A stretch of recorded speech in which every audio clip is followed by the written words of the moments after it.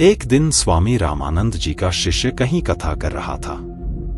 कबीर परमेश्वर भी वहां गए।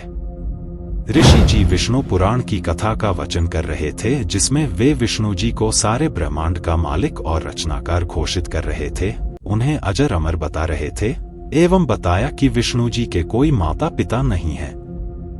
कबीर परमेश्वर ने सारा प्रवचन सुना। सत्संग समापन के पश्चात कबीर परमेश्वर ने प्रश्न किया कि ऋषि जी, क्या मैं आपसे एक प्रश्न कर सकता हूं? ऋषि जी ने कहा, पूछो बेटा। सैकड़ों की संख्या में अनुयायी वहां उपस्थित थे। कबीर साहिब ने कहा कि आप जो विष्णु पुराण का ज्ञान बता रहे थे, तब आपने कहा कि भगवान विष्णु ही परम शक्ति हैं, जिनसे ब्रह्मा और शिव जी उत्पन्न हुए हैं। तब ऋषि जी ने उत्तर दिया कि मैंने जो कुछ भी बताया वह विष्णु पुराण में लिखा हुआ है। कबीर परमेश्वर ने कहा कि ऋषि जी, यदि नाराज न हो तो मैं अपना प्रश्न आपके समक्ष रखूं। मैंने शिव पुराण सुना, तब वे सज्जन बता रहे थे कि विष्णु जी और ब्रह्मा जी का जन्म शिव जी से हुआ है। पवित्र शिव पुराण, रुद्र संहिता, अध्याय 6-7। गीता प्रेस, गोरखपुर। देवी भागवत के 3 स्कंद में यह वर्णन है कि माता दुर्गा ब्रह्मा विष्णु शिव की माता है तथा ये तीनों देव जन्म मरण में आते हैं तथा अमर नहीं बल्कि नाशवान हैं। तब कोई उत्तर न पाकर ऋषि जी क्रोधित हो गए और पूछा कि कौन हो तुम, किसके पुत्र हो? इसके पहले कबीर परमेश्वर कोई उत्तर देते उपस्थित लोगों ने कहना शुरू किया कि यह नीरू जुलाहे का बेटा है। तब ऋषि जी ने पूछा कि तुमने कंठी माला कैसे धारण की? तुलसी की कंठी माला वैष्णव साधु पहनते थे, जो इस बात का परिचायक थी कि उन्होंने वैष्णव गुरु धारण किया है। तब कबीर जी ने कहा कि मेरे गुरुदेव भी वही हैं जो आपके गुरु हैं। ऋषि जी आग बबूला हो उठे और कहने लगे, अरे मूर्ख, निम्न जाति के जुलाहे का पुत्र होकर मेरे गुरुदेव को अपना बता रहा है।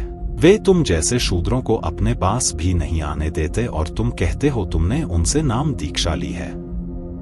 देखो लोगों, यह झूठा है, धोखेबाज है। गुरुदेव के पास जाकर तुम्हारी कहानी बताऊंगा। तुम एक निम्न जाति के जुलाहे के पुत्र हो, तुमने मेरे गुरुजी का अपमान किया है। कविरग्नि ने कहा, ठीक है, आप गुरुजी को बताए।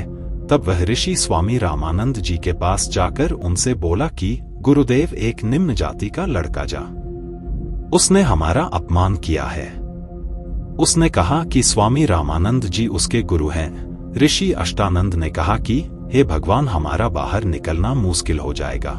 इस पर स्वामी रामानंद जी ने कहा, उसे कल बुलाकर लाओ, मैं कल तुम सबके सामने उसे सजा दूंगा।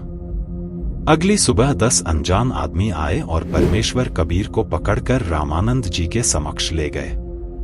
रामानंद जी ने अपने पास एक पर्दा डाल लिया, यह दिखाने के लिए कि दीक्षा देना दूर, वे शूद्रों के दर्शन भी नहीं करते हैं। रामानंद जी पर्दे के पीछे से ही पूछ रहे थे कि तुम कौन हो, वह तुम्हारी क्या जाति है? परमेश्वर कबीर ने कहा, जी, यदि आप मेरी जाति के बारे में पूछ रहे हैं तो मैं बताता हूं। मैं जगत गुरु हूं और मेरा पंथ परमेश्वर का है।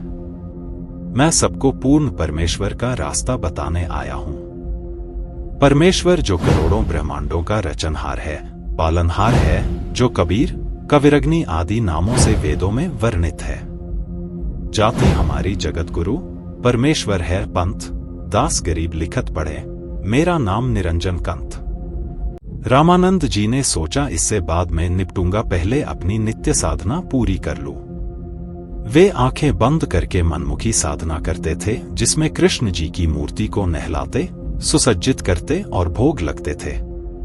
उस दिन उन्होंने कृष्ण जी को मुकुट पहना दिया, किंतु माला पहनाना भूल गए। स्वामी जी को बड़ा पछतावा हुआ। अब मुकुट तो उतारा नहीं जा सकता था और बिना मुकुट उतारे माला कैसे पहनाए, और दोनों ही स्थिति में उनकी पूजा खंडित थी। तभी पर्दे के पीछे खड़े कबीर परमात्मा स्वामी जी के मन की बात जानकर बोल उठे कि स्वामी जी, माला की घुंडी खोलकर माला पहना दो।